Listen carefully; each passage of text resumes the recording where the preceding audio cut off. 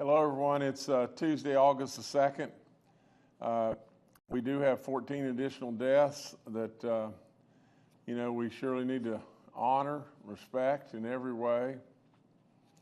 But the 7,150th death is a 66-year-old female from Gilmore County. The 7,151st death is a 70-year-old male from Lewis County. The 7,100th death is an 89-year-old male from Cabell County. The 7,153rd death is an 82-year-old male from Braxton County. The 7,154th death is a 57-year-old female from Grant County. The 7,155th death is an 86-year-old female from Monongalia County. The 7,156th death is a 94-year-old male from Ohio County. The 7,157th death is an 80-year-old male from Harrison County. The 7,158th death is a 70-year-old female from Kanawha County. The 7,159th death is a 67-year-old male from Kanawha County.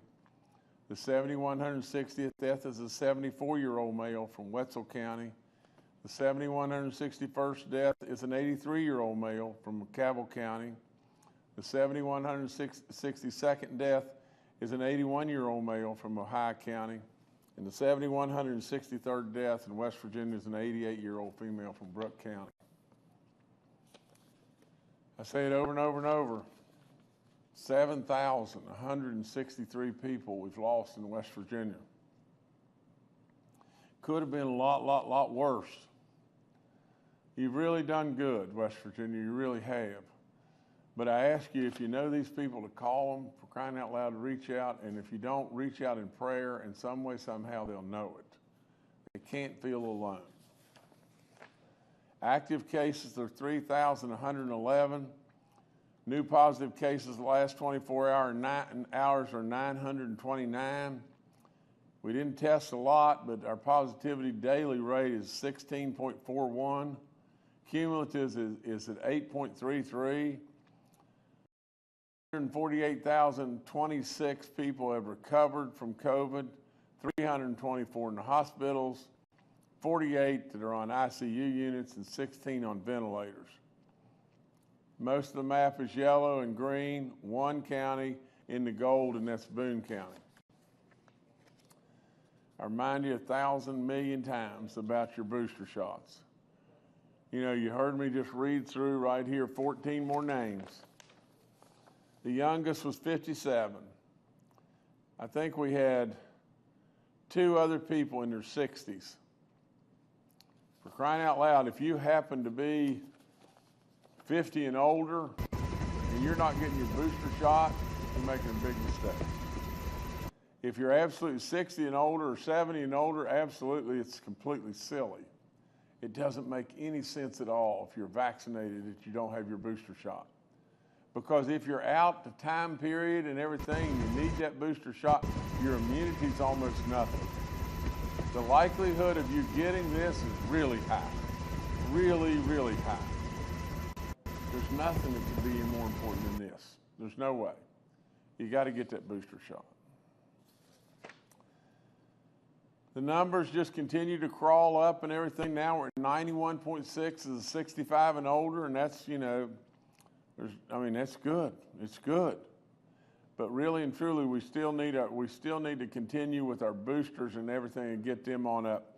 65 and older on our booster shots is 82.2, and we're at 91.6 that have had at least one shot, or that are fully vaccinated. That with at least one shot. So absolutely, we've got to get that booster shot on up.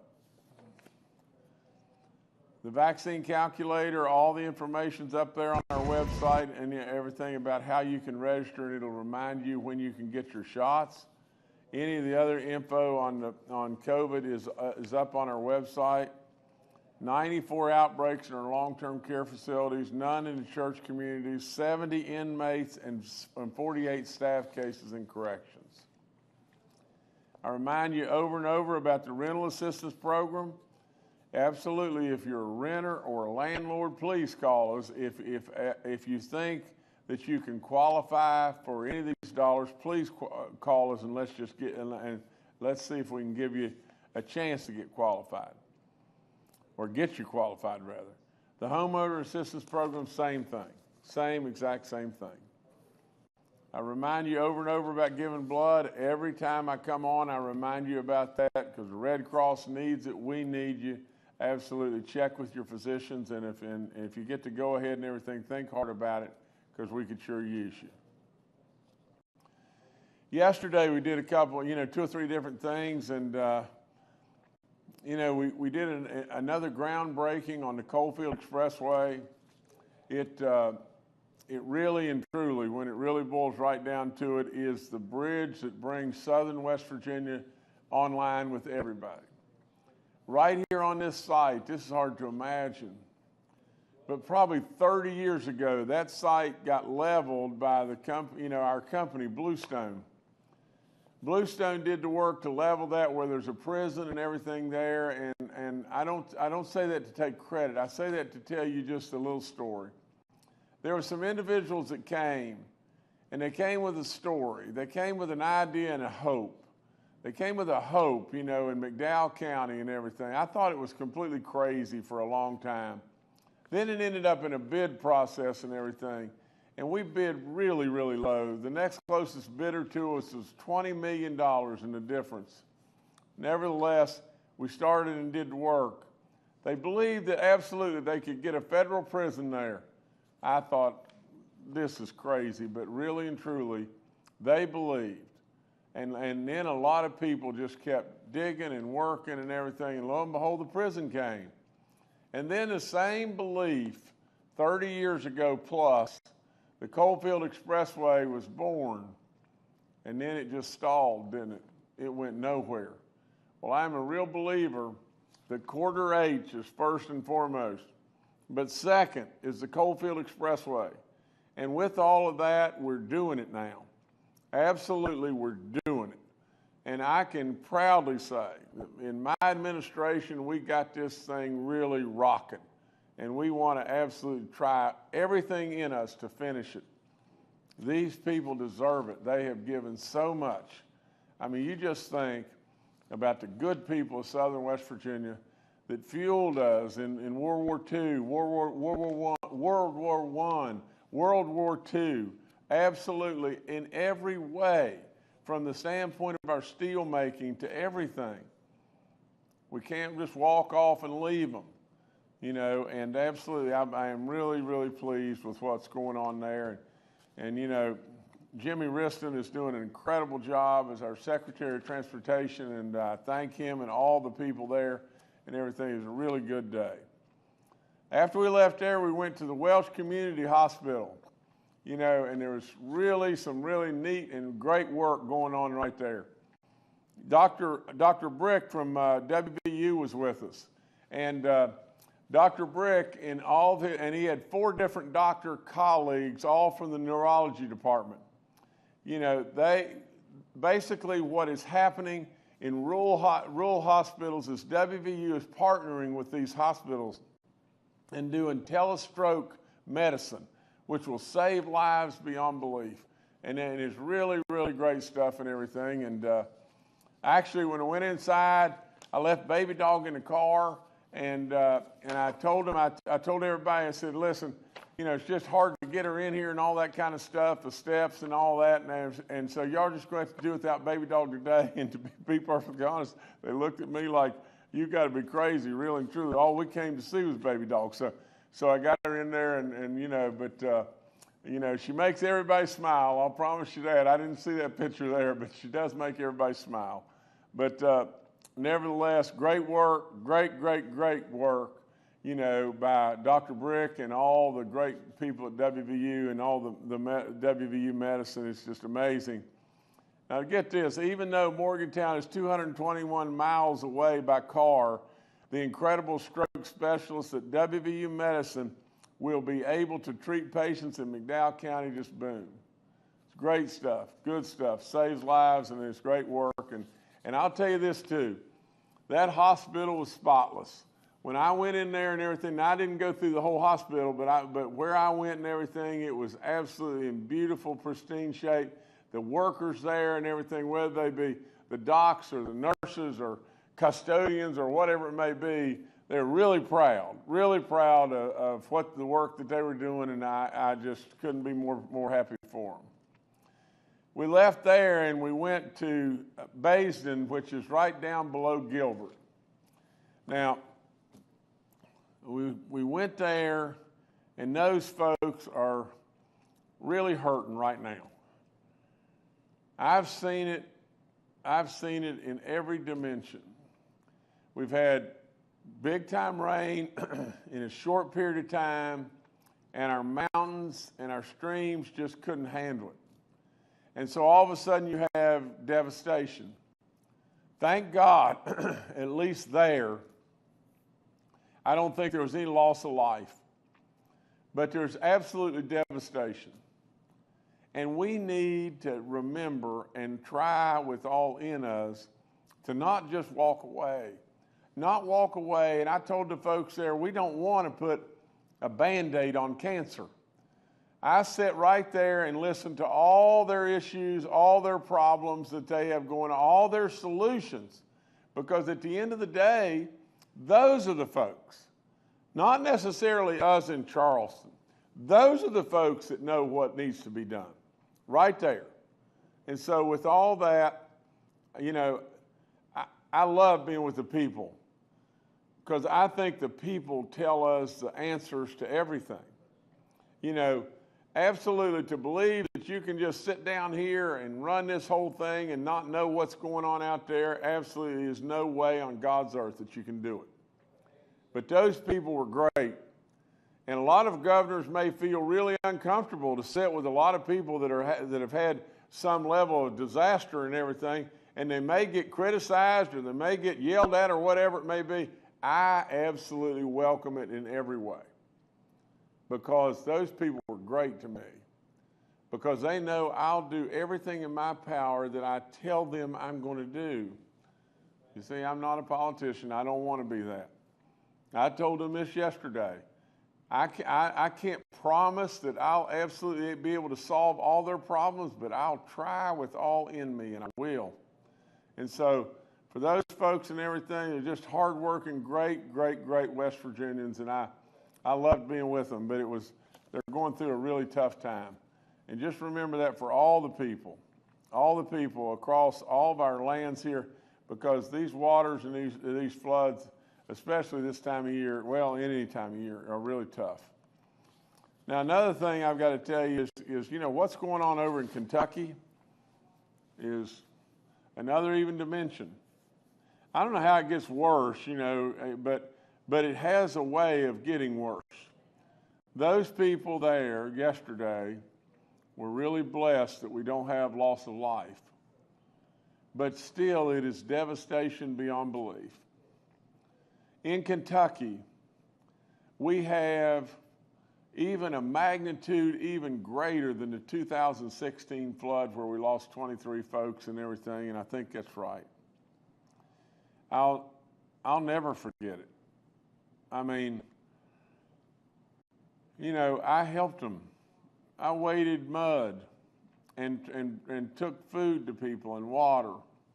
You know, I don't need patted on the back in any way, but we embraced and took everybody in that we could take in and everything in every way. Greenbrier opened its doors. We tried to do everything we could possibly do. As long as I live, as long as Jim Justice lives, he'll never forget us finding 3 bodies on the golf courses at the Greenbrier. And more so than that, we looked for 6 weeks for a 14-year-old kid, a beautiful young girl that washed miles and miles down the stream before we found her. It's unbelievable, you know, and this kind of tragedy is off the chart. Right now in Kentucky, I think they've lost 38 people, and there's still hundreds supposedly that are missing. You know, the thing that, you know, Andy Beshear, the governor over in Kentucky, called and said, is there any way you can help? Do you have helicopters or anything you can do, any way you can help? I think in the beginning we instantly sent 4 helicopters. Andy told me the other night He said, you can't believe it, but your people, without any question, have saved 40 plus people's lives. This update that I have here says that we flew 59.9 hours. We rescued several people's lives and everything, and additionally 3 pets. I think there was, we sent 2 Black Hawk helicopters and 2 Lakota aircraft with hoist capability and fully operational crews of 14 soldiers to support them and everything, and to support the Kentucky National Guard. And I guess that's 2, you know, maybe a mom and a little girl right there that we rescued. But honest to Pete, I love it when people jump in and try to help each other. I mean, that's all there is to it. When neighbors really love one another, it's a powerful, powerful, powerful symbol of America. That's absolutely us. That's exactly what we should do. So thank you so much to all those at our guard, and let's keep everybody in our prayers. All those at Basin, all those absolutely, whether it be in Logan or wherever the flooding has been, absolutely all those in Kentucky.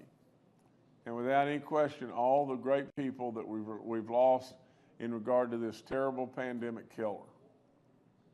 Last thing I got to report is really good stuff. It sounds like a broken record, but when you got it going and you got it going in the right direction, you got a lot of good stuff to report. In the month of July, we just took off with the first month of the new year. June 30th ended last year and everything with a $1.3 billion surplus. Unbelievable, beyond anybody's wildest dreams. You know, but with all that, we just started July off with a $92.4 million surplus for July. So, you know, this thing's not slowing down. And I told you over and over, I was going to take you on a rocket ship ride, and you're on it. You're on it, brother. That's all there is to it. And it's going. And we're not going to slow down until we flip every rock and try to help everybody we can possibly help. Thank you so much. All right, thank you, Governor. Let's now go to Dr. Clay Marsh, our coronavirus czar.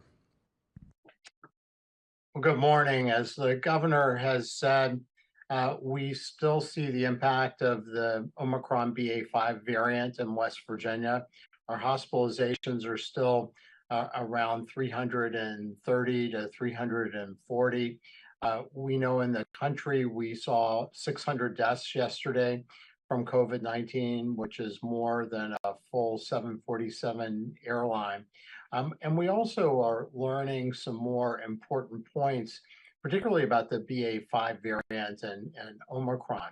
So as we look at the impact of reinfection from the BA.5 variant or other forms of COVID-19, we are now starting to track that the more times you've been infected with COVID-19, let's say you've had 2 infections or 3 infections or even more, the more likely you will be to have long COVID and also to suffer some more important limitations as far as the impact on the vital organs in your body, the heart, the lungs, the kidneys, the liver, etc. And so that is really another important reason to be up to date on vaccinations, because we know that people who are up to date with their vaccinations have between a 10 and a 50% reduction in the risk of long COVID and a protection against organ injury. We're also finding out that the more severe the illness with COVID-19, the more likely people will suffer both long COVID symptoms and also injuries to vital organs. And we also know that up-to-date vaccination is our best treatment and prevention approach against severe manifestations of COVID-19.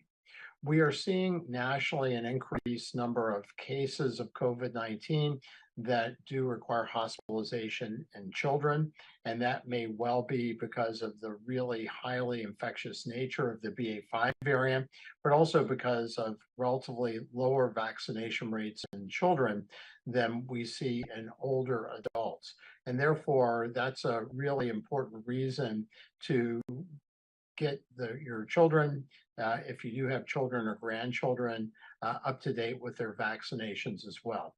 We saw that President Biden had a initially negative test for COVID-19 and then retested positive. And that's really brought up this issue of rebound phenomena. He did take Paxlovid, and so let me just talk briefly about what we know about the rebound phenomena that happens with Paxlovid in a very few number of people, or sometimes even without Paxlovid. So the virus as it infects people, particularly the BA.5 variant, has a very unique ability to avoid the immune system and to multiply in people's bodies. So our own immunity from vaccines and previous infection gives us the opportunity to keep that virus from spreading massively and making you really sick, which is what we saw earlier in the pandemic. But we know that the virus, particularly the BA.5 variant, which is now the dominant variant in the country and in West Virginia, is able to escape the immune system. So using Paxlovid is a drug that causes the virus to not be able to multiply very well, to keep it in lower concentrations as the body tries to clear it. But in some people, that suppression of the virus, keeping it from replicating, is not quite done at the time that the Paxlovid's finished, which is a 5-day course. And so some people can rebound, get more symptoms and have the virus multiply and go from a negative test after initial treatment to a positive test, which is what President Biden did. And although it's not clear what is the number of people that can see that, and some people get that rebound even without Paxlovid, but the reports in the literature are somewhere between a 1% and a 20% incidence of this rebound phenomenon. But it's really important that studying people that have had this, that the virus looks like it still is equally as susceptible to treatment, but the treatment in some people may not be long enough. So at least some folks are advocating for perhaps a longer treatment or perhaps a second treatment with the drug, which is what Dr. Fauci had. And ultimately, that seems to make things better. In the absence of new symptoms, CDC would say you just monitor people and you don't really have to retreat them. But that's an important finding because the virus hasn't mutated so that the drug doesn't work anymore. It looks like that the virus just might need a longer course of treatment. The last thing is that the White House had talked initially about perhaps opening up eligibility for a 4th dose of vaccine to all adults, because we have an expiring group of vaccines that are sometimes not utilized in the way that they could be. But because of a variety of reasons, apparently the White House has decided against that with the FDA and the CDC, and instead are really going to be focusing on targeting the new, more Omicron selective vaccines for the fall time, October or so, as opposed to trying to do a initial opening up of the current vaccines and then perhaps having another vaccine available in the fall. So we'll continue to follow that, but really important for all West Virginians, as the governor said, to stay up to date with your vaccination, and the vaccine calculator can certainly help that. Thank you very much. All right, thank you, Dr. Marsh. We'll now go to questions from members of the media. The first today from Kenny Bass with WCHS and Fox 11. Thank you very much, Governor. The recent special session obviously ended Friday, at least for now, without any results. I was wanting to get your reaction, ranging from surprised to bewildered about what happened last week, and also what you think the future is for the chambers upstairs, as in where do they go from here? What do you think about the future of the state and the bodies of those two chambers, and working with them as we work through the latter part of this year and head into 2023? Well, Kenny, a lot of emotion from my standpoint, and I'm not going to perpetuate the food fight. I naturally disappointment. We had teed up $250 million, tax cut that basically was going to put $250 million back in the hands of all the hardworking West Virginians. And, I just can't, no matter what the circumstance may be, I just can't imagine that we, especially as Republicans, walked away from giving our people an incredibly big tax cut or putting money back in their pockets, because we surely believe that this is not our money, and there is a difference in philosophy on, what I think as far as, how personal income tax brings a lot of folks to the state, to how others think, in regard to, machinery and inventory or whatever. I am absolutely not opposed to some level of compromise. I would be all in favor of getting rid of the automobile tax or helping out, our senior citizens and all that kind of stuff without any question. I want to offer up this, and we should all think about this, is irregardless to us bickering and everything else, President Blair has probably either had surgery or is in surgery right now, having a hip replacement, and we all want to offer up our prayers that everything goes just great there. The long and the short of it is, sure, we'll continue to work together, and from my standpoint, work the best we possibly can together. And we do have a real opportunity. I mean, for crying out loud, it's amazing, the opportunity. Everybody seems to just want to take ownership of everything and run in all kinds of different directions with ego and all that. And in regard to the abortion issue, which is, well, it's surely as big, if not bigger. 50 years, this country has surely been changed, our footprint, and now our Supreme Court has spoken, and our laws are old and ancient, and they need modernized.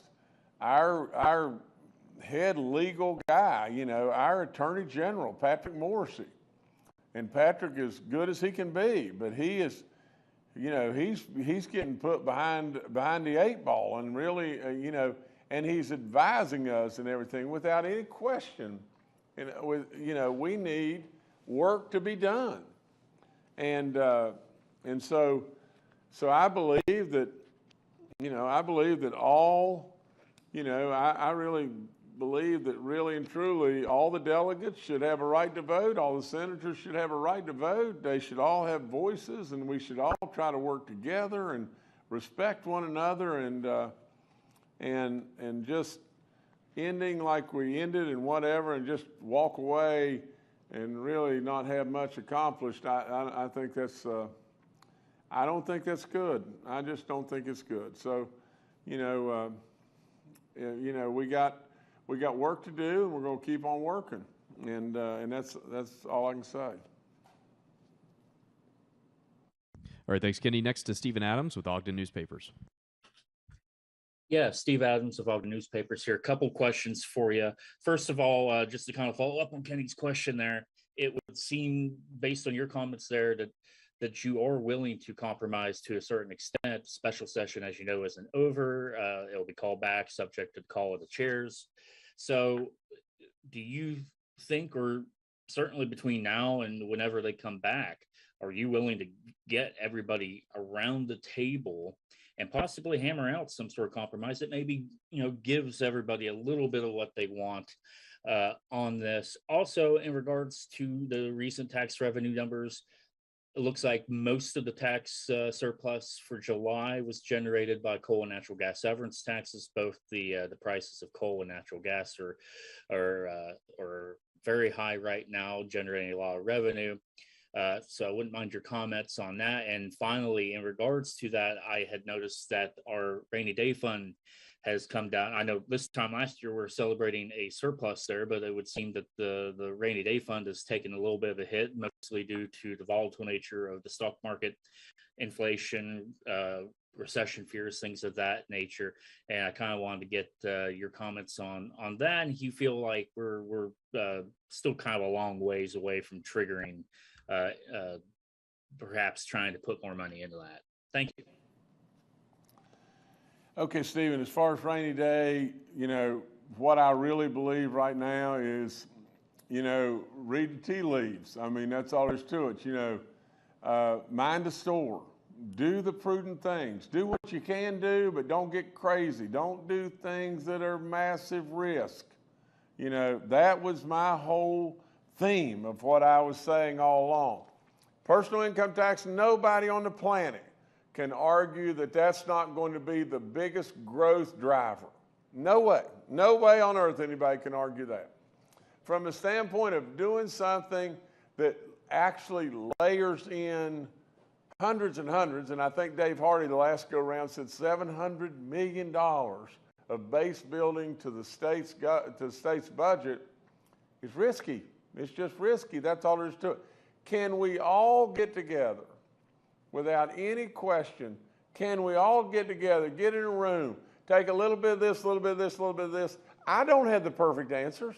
No way on earth do I have the perfect answers.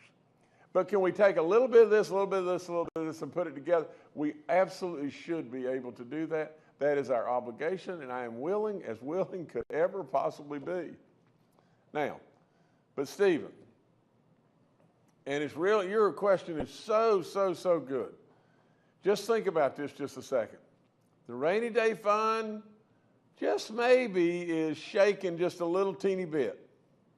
And will it right itself? Probably.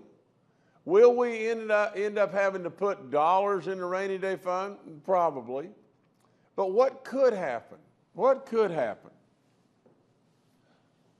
Now, Stephen, let's just stay with this just 1 second. Because I really, now, this is right in my wheelhouse.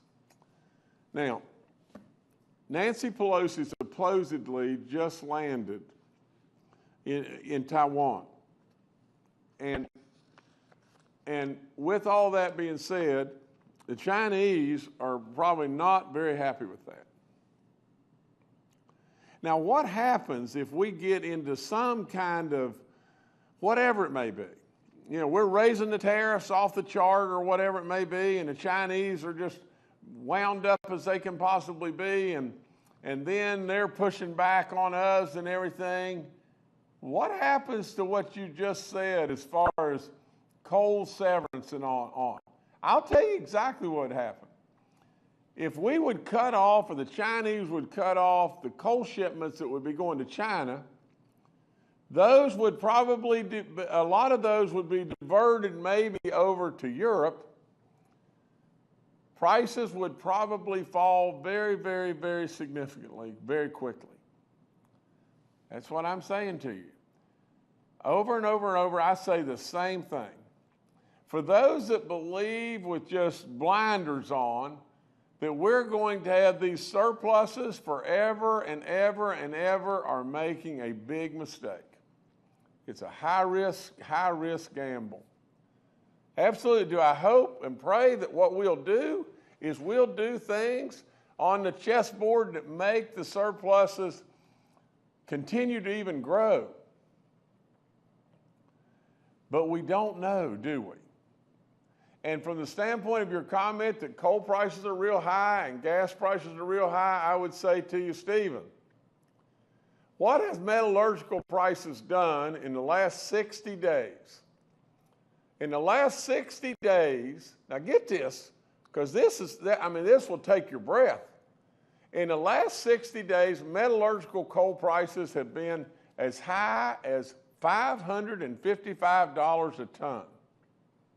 And in the last 60 days, they have dropped, I think that the amount is $327 a ton. Dropped. Right now, metallurgical prices in West Virginia, low-vol metallurgical prices in East Coast low-vol price, I think is $228. That's at the port. That's a metric ton.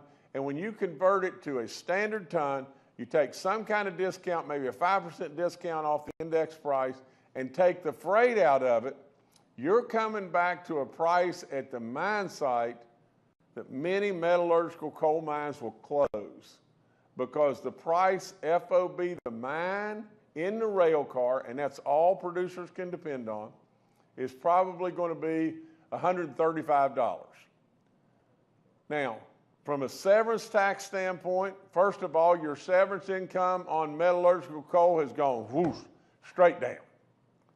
And then you've got to even be concerned about the fact that in 60 days it's dropped like a rock, and on top of dropping like a rock, there'll be many metallurgical coal mines that will close now because they can't make it.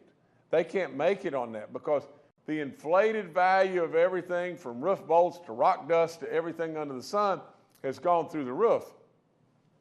And if they're mining a 30 or 32 or 40-inch seam of coal, they won't be able to make it. Now, so what I'm saying to you is just really simple. I'm saying the exact same thing, whether it be the rainy day fund and maybe a little bit of red flags going up to the drop in the severance tax on our metallurgical coal, to big time flags going up, to the issue with what's going on right now with the potential situation in China. Maybe little flags right now, but could be big time flags going up and indicators going up to be concerned. We need, with all in us, to absolutely mind the store and mind the store in the right way. That's what I'm here to do. And so last and not least, and I hate to have gone on as long as I have, but without any question, I stand ready to compromise. I stand ready to work. I welcome and welcome and welcome. You know, Stephen, I've said it 1,000 times.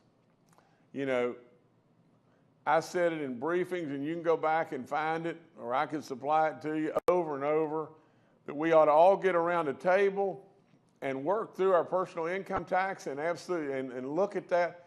I said this is the way I've done everything in my life. On the first budget as your governor, you know, I think, you know, Brad at Metro News, you know, said that I was a mediator in chief or a marketer in chief, and I was going back and forth to room to room to room to room, trying to get the budget passed. You know, with all in me, that's what I've done my whole life. And so, without any question, nobody's got the perfect answers except one, and that's above.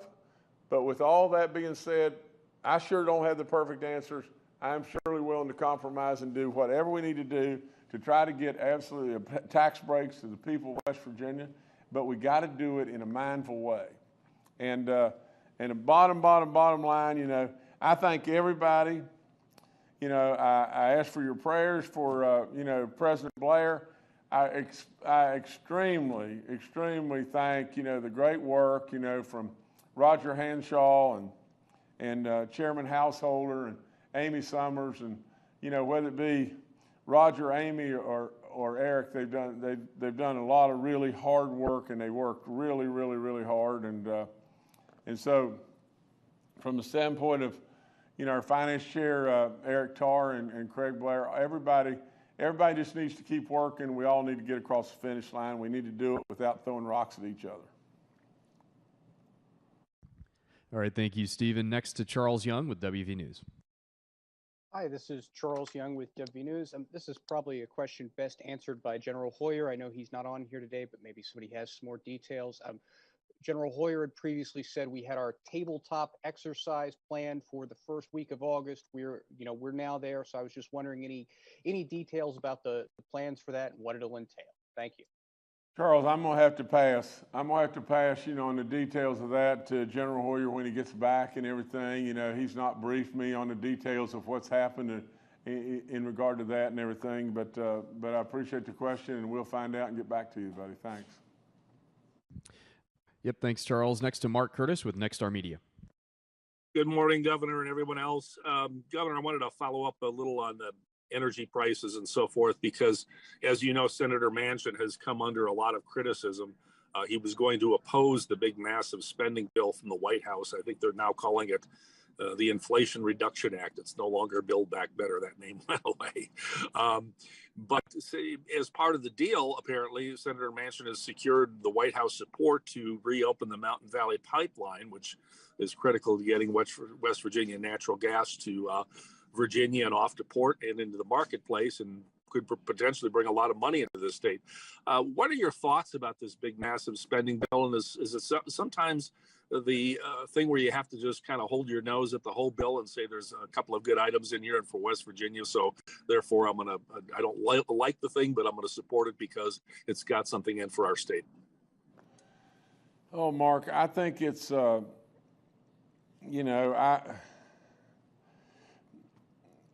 think there's no question that there's some good, but at the same time, Mark, I think really and truly about our gas workers, our coal miners. I think how hard they work and how hard those families work and how much that they really depended on Senator Manchin, and a lot of them feel like that he's really stabbed them in the back. Now, I don't know every single detail of the plan and everything. I've not been briefed on every detail of the plan. I know that there's major concern for the Coal Association and folks, and there's a lot of unhappy folks out there right now. It's a tough job, and Senator Manchin has done a lot of work, and he's working hard, and I want the best relationship in the world with Joe, and I want him to be so successful it's off the chart. But all I can tell you, based on what I know right now, there's a lot of folks that are really upset, and so I love the fact that that maybe we can get some reprieve and some relief on the Mountain Valley Pipeline, and that would be a big plus, and so like I said, I want to stay positive and everything, but there's a lot of folks that a lot of folks are not very happy, but I know that Senator Manchin is working hard, and we want to just keep on working at it. That's all I know we can do. All right, thanks, Mark. Governor, I'll turn it back to you. Well, I appreciate the media. I appreciate all your comments and everything and questions, and I hope that I'm not surely dodging anything. I always try to answer your questions as best I possibly can. These experts that are on with us all the time, Dr. Marsh said something today. I wrote it down and everything. I hope everybody really heard. He said long COVID. Well, what does he mean by long COVID? It's basically the side effects to the organs of your body and everything that are, whether it be your lungs or it be your heart, your liver, your kidneys, whatever. He said, there's long side effects oftentimes from COVID. So with all that being said, I said this yesterday at Welch, at the Welch Hospital. I said, I don't like, no matter whom it is, no matter who it is, I don't like people criticizing the best efforts of our medical community, no matter who it is. Whether it be, Dr. Marsh, Dr. Fauci, I don't like anybody being criticized that are truly not playing politics and not, and I don't know Dr. Fauci at all, that if he's playing politics, then that's not going to work with me. But if he's truly trying, or Dr. Marsh is truly trying, or all those great people down at the Welch Hospital are truly trying, the bottom line to this pandemic is one thing. Nobody had a playbook, did we? Nobody had a playbook. No living person on this planet really knew what to do, because all of a sudden we hadn't had a pandemic here really for 100+ years. And so with all that being said, nobody knew what to do. Now, with all of that and everything, I thank President Trump so many times it's unbelievable, because just think about it. We got a vaccine in 7 to 9 months. Absolutely unheard of. Unheard of. You know, Operation Warp Speed, remember that? Sure, they probably made a mistake here and there, but for crying out loud, think of what we accomplished and what he accomplished in that one move. Absolutely. Dr. Marsh right now is telling us that the effects of COVID can absolutely, without any question, drag on and really hurt our heart, or our lungs, or our kidneys, or whatever it may be. What's he telling us from that? He's telling us, for crying out loud, get vaccinated. Get your booster shot. Absolutely. Just getting COVID, you may think, well, it's not going to be anything and everything, but it could be really bad. It could have long, drawn-out effects and everything that could affect your brain, whatever it may be. Absolutely, without any question, get your vaccinations and get your booster shots. There's lots of folks that are hurting out there, whether they be in Kentucky or all these that we've lost from COVID, whether they be at Basin, you know, or wherever it may be. You know, a lot of people that are really hurting. Take time to say a little prayer for everybody. And thank you so much. That's all I got.